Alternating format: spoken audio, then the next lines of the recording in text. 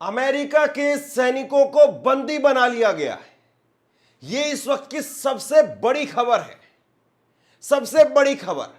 और यह खबर, यह दावा ऐसे वक्त में सामने आ रहा है जब डोनाल्ड ट्रंप ये कह रहे थे कि अनकंडीशनल सरेंडर करो, बिना किसी शर्त के समर्पण कर दो, आत्मसमर्पण कर दो, सरेंडर कर दो, अमेरिका के सामने बिछ जाओ। जब डोनाल्ड ट्रंप की तरफ से ये बातें कही जा रही थी, उसी वक्त में एक बहुत बड़ा और बहुत सनसनीखेज और ईरान के इस वक्त में मौजूदा समय में आप यूं कह सकते हैं कि नंबर 2 अली लारीजानी, उन्होंने जो कुछ कहा है मैं आपके सामने रखने वाला हूं। और दूसरी तरफ ईरान की फौज, ईरान की सेना IRGC, उसकी तरफ से कहा गया है कि हम 6 महीने की फुल स्केल वॉर के लिए तैयार हैं। यानी 6 महीने का आर पार का युद्ध होता है, तो आर पार के युद्ध के लिए हम तैयार हैं, ये ईरानी सेना की तरफ से कहा गया है। आप इसको समझिए जरा, किस तरीके से मौजूदा समय में ईरान और ईरान की नीति, रणनीति वो दिखाई दे रही है और अमेरिका इस युद्ध में फ्रंट फुट पर है या बैक फुट पर है। दो बड़ी बातें हुई हैं इस वक्त में और दोनों बड़ी बातें मैं आपको दिखाने जा रहा हूं। और दूसरी बड़ी बात यह है कि कल इजराइल की तरफ से दावा किया गया था कि हमने ईरान के अंदर वहां पर जो मिसाइल लॉन्चर है उनको नष्ट कर दिया है, वहां के बहुत सारे हथियारों को हमने खत्म कर दिया है। लेकिन जिस तरीके से वहां पर फिर मैसेज होने लगे, सब कुछ एक तरीके से जो इजराइल की तरफ से दावा किया गया था उसकी हवा निकल गई, उस पर भी बात करेंगे। लेकिन सबसे पहले जो सनसनीखेज दावा किया गया है मैं आपकी स्क्रीन पर रख रहा हूं, वो आप देखिए जरा। ये अली लारीजानी है। अली लारीजानी इस वक्त में नेशनल सिक्योरिटी काउंसिल के सेक्रेटरी हैं। यानी जो कुछ इस वक्त में युद्ध में हो रहा है उसमें जो फैसले लेने वाले शख्स हैं वो अली लारीजानी हैं, आप ये कह सकते हैं। और इनकी तरफ से 3:14 पर आज यानी 8 मार्च को ट्वीट किया गया है। और इनके ट्वीट का हिंदी अनुवाद मैं आपको बता देता हूं। ये ट्वीट करके कह रहे हैं, मुझे बताया गया है कि कई अमेरिकी सैनिकों को बंदी बना लिया गया है, लेकिन अमेरिकियों का दावा है कि वो लड़ाई में मारे गए हैं। उनकी नाकाम कोशिशों के बावजूद सच ऐसी चीज नहीं है जिसे वो ज्यादा देर तक छिपा सके। ये जो है वो अली लारीजानी की तरफ से ट्वीट किया गया है। दरअसल एक तस्वीर निकल करके सामने आई थी डोनाल्ड ट्रंप की तरफ से। तस्वीर आप देखिए, मैंने आज सुबह आपको एक खबर दिखाई थी। डोनाल्ड ट्रंप वो खुद जाते हैं और अमेरिकी सैनिकों के पार्थिव शरीर, उनके ताबूत, उनको रिसीव करते हैं, सलामी देते हैं। और अब जो है वो ईरान की तरफ से दावा किया गया है कि भैया ये ताबूत में जो सैनिक आ रहे हैं इससे ज़्यादा हमने उनके बंधक बना लिए हैं। लेकिन वो ये कह करके खारिज कर रहे हैं कि सैनिक मारे गए हैं। एक और पोस्ट उन्होंने किया और उसमें उन्होंने कहा कि कई अमेरिकी सैनिकों को कैदी बना लिया गया है, लेकिन वो गुमराह करने वाली कहानी फैला रहे हैं जिसमें दावा किया जा रहा है कि 5 या 6 अमेरिकी सैनिक मारे गए हैं। फिर जल्द ही समय बीतने के साथ वो धीरे धीरे अलग अलग कहानी, अलग अलग बहानों, जैसे कि अचानक हुए एक्सीडेंट या मनगढ़ंत घटनाओं के नाम में मरने वालों की संख्या को बढ़ाते हैं। यानी ईरान की तरफ से कहा जा रहा है कि भैया ये संख्या 5 या 6 नहीं है, ये संख्या बहुत ज़्यादा है। लेकिन जैसे जैसे समय बीतता चला जाएगा ये लोग एक्सीडेंट के नाम पर या दूसरे किसी तरीके से कह देंगे कि हमारे सैनिक जो है वो मारे गए हैं। दरअसल ये सैनिक मारे गए हैं और कुछ सैनिक जो है वो पकड़े गए हैं, बंधक बना लिए गए हैं ईरान की तरफ से। ये जो है वो इस वक्त में ईरान की तरफ से अली लारीजानी की तरफ से दावा किया गया है। इन्होंने एक इंटरव्यू दिया है, वो इंटरव्यू बहुत वायरल हो रहा है और उसमें ये कह रहे हैं कि हम जिन यहाँ पर अमेरिकियों को बिना सजा दिए वापस नहीं जाने देंगे। उस पर मैं कुछ देर बाद में बात करता हूँ, लेकिन उससे पहले आप देखिए ईरान की फौज IRGC वो इस वक्त में क्या कह रही है। आप अपनी स्क्रीन पर एक वीडियो देख रहे हैं और यहां पर इस वीडियो के अंदर ईरान की सेना की तरफ से यह दावा किया गया है जिसमें वो कह रही है, उनके सेना की तरफ से कहा जा रहा है कि हम फुल स्केल वॉर के लिए तैयार हैं। ईरान ने दावा किया है कि वो अमेरिका इजराइल के साथ लंबे युद्ध के लिए तैयार है। वो कम से कम 6 महीने युद्ध को तैयार है। इस्तेमाल की मिसाइलें पहली पीढ़ी और दूसरी पीढ़ी की हैं। उन्नत किस्म की मिसाइलें अभी तक तैनात नहीं की गई है। अब इसको आसान भाषा में समझिए, ईरान की फौज क्या कह रही है। ईरान की फौज की तरफ से ये कहा गया है, वहां के टॉप कमांडर्स हैं, वो ये कह रहे हैं कि हम लंबी लड़ाई के लिए तैयार हैं, कम से कम 6 महीने के लिए। और इस बात को सब जानते हैं कि अगर ये लड़ाई खत्म होनी है तो हफ्ते 10 दिन में अब इस लड़ाई का बस अंत हो जाएगा। और अगर ये लड़ाई लंबी चली तो फिर ये लड़ाई वाकई लंबी चलेगी।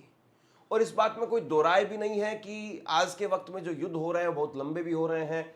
आप देखिए, रूस और यूक्रेन का जो युद्ध है बहुत लंबा चल रहा है। ऐसे ही हो सकता है कि ईरान उसके साथ में भी लंबा युद्ध चले।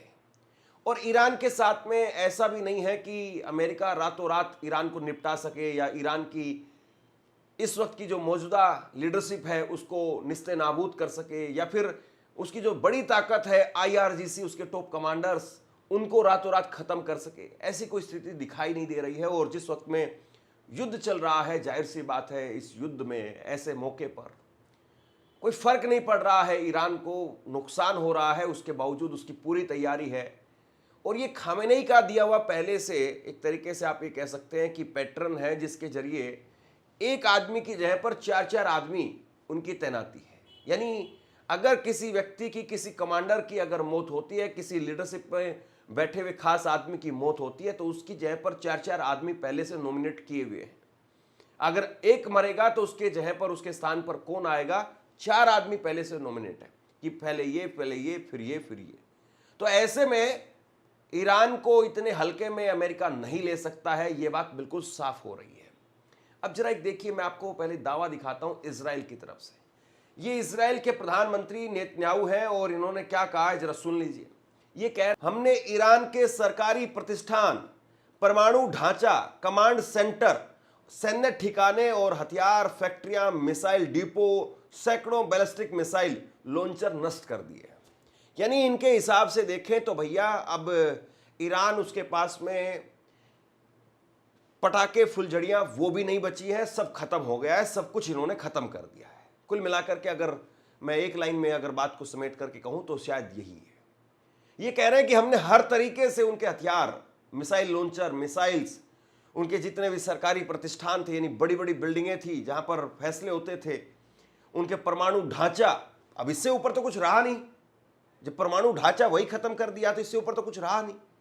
ये सब कुछ जो है वो हमने खत्म कर दिया है। मिसाइल डिपो से लेकर के मिसाइल लॉन्चर, सब कुछ हमने खत्म कर दिया है। ये जो है वो इजराइल के प्रधानमंत्री बेंजामिन नेतन्याहू, उनका दावा है।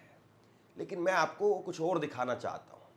जरा आप अपने स्क्रीन पर देखिए, ये एक मोबाइल है और इस मोबाइल के अंदर कैसे धड़ाधड़ धड़ाधड़ धड़ाधड़ तेल अवीव के अंदर ईरान की तरफ से जो मिसाइल आ रही है, उन मिसाइलों के हमले के अलर्ट जो हैं वो कैसे मैसेज आते हैं, धड़ाधड़ धड़ाधड़ धड़ाधड़।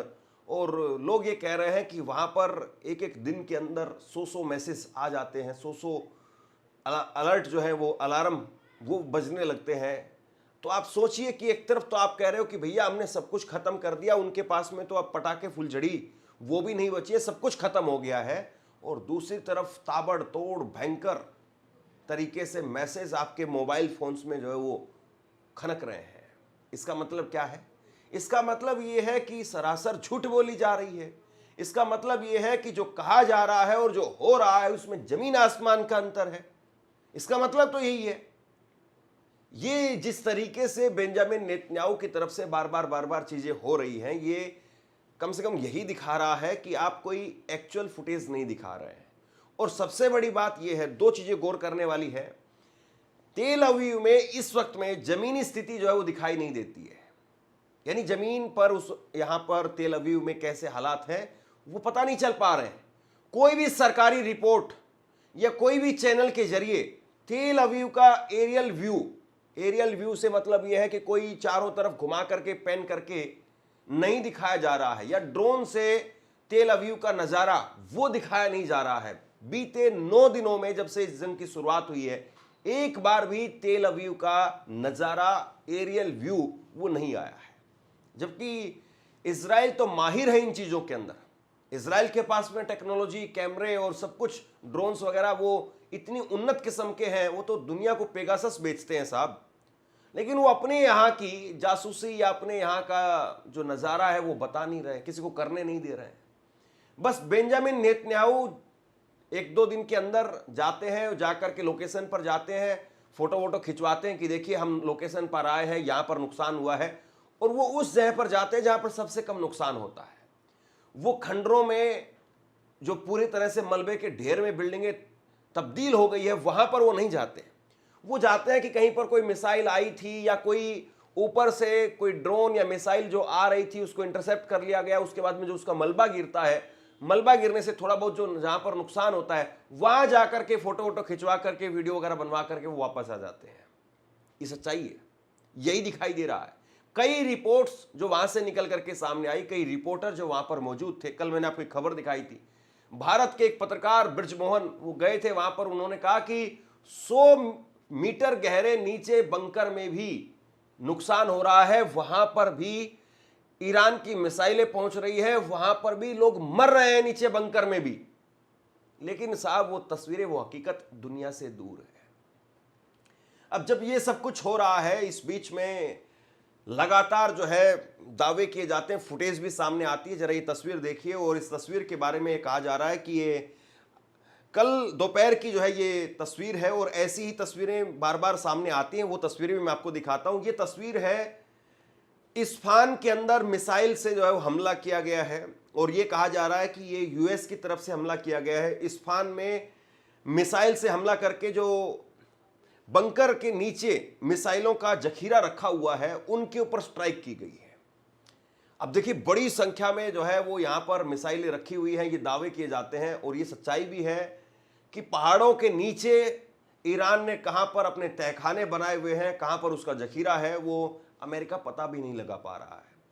मैं एक सवाल आपसे पूछना चाहता हूं, क्या कोई रिपोर्ट आपने देखी है जिस रिपोर्ट के अंदर बहुत विस्तार से चर्चा की गई हो, या कोई वॉशिंगटन पोस्ट में या फिर न्यूयॉर्क टाइम्स में जो है उसका जिक्र हो, अमेरिकी अखबार की तरफ से कम कोई रिपोर्ट सामने आए, बाकी चीजों को हम छोड़ देते हैं, कि उसमें यह कहा गया हो कि अमेरिका ने पता लगा लिया है कि कहां कहां पर उनकी मिसाइलें रखी हुई हैं, कहां कहां पर उनका जखीरा है। सबसे बड़ी बात यह कि पिछली बार जो 12 रोजे की जंग हुई थी, उस 12 रोजे की जंग के अंदर भी यह कहा गया कि हमने इनके परमाणु हथियारों को नष्ट कर दिया है, खत्म कर दिया है, और अब यह कहा जा रहा है कि परमाणु ढांचों पर फिर से हमला हुआ है। तो भैया, या तो आप तब गलत थे या आज आप गलत हैं। दोनों जो है, दोनों बार तो आप सही नहीं हो सकते हैं। और ये बार बार आप जो दावा कर रहे हैं, मान लीजिए कि आपका दावा सही है, तो फिर बताइए आप कि आपका दावा सही है, आप ईरान के अंदर बैलिस्टिक मिसाइल्स का जो जखीरा है, तहखाना है, उसको आप नष्ट कर दे रहे हैं, बड़ी भारी संख्या में आपने तबाही वहां पर मचा दी है। फिर उस सब के बावजूद क्यों आखिरकार ईरान आपके आगे सरेंडर नहीं कर रहा है? क्योंकि कोई आदमी अगर वो बुरी तरह से मारा गया है, लहूलुहान हो चुका है, जिसके टॉप लीडर्स को आपने मार दिया है, फिर वो देश खड़ा कैसे है? अभी तक कैसे खड़ा है, जरा बता दीजिए, समझा दीजिए।